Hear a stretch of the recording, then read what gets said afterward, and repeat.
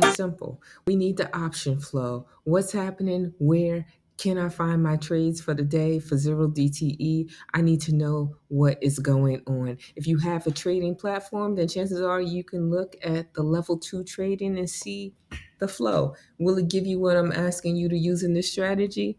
No, I just made it rhyme. Let's go. On top of that, we're going to need some charts. We're going to need to be able to mark a chart up, put some lines in there, and set some alerts that will tell us when we need to get to work. And work means enter a trade, exit a trade, go with the what strategy?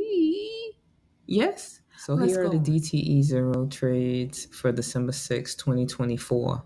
And as you can see, we have some buys, some neutrals, some sells, some calls, and some buys. And so we just need to figure out what is this information. I see puts, I see calls, I see no way forward, I see the SPX chart, and this chart is saying that it opened strong, then it went through a downward momentum for most of the day before slowly reversing to end the day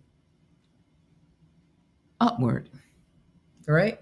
But that is the summary of the day, right? But how do I take these DTE zero trades and go to the next level? We look for the floor orders. The floor orders will give us more directional faith and belief that this is the direction that the market makers have in mind for the short term of DTE zero, right?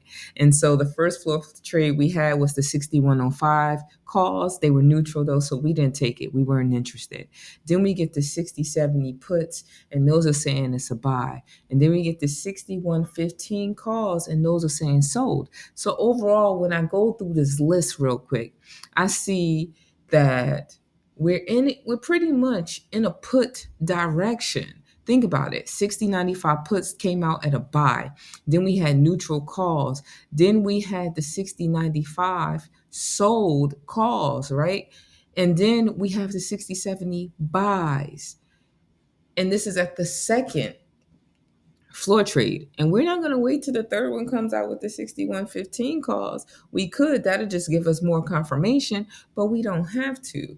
Now that we know that we're going in the put direction though, how do I pick the trade? And the answer is simple: repeat strike.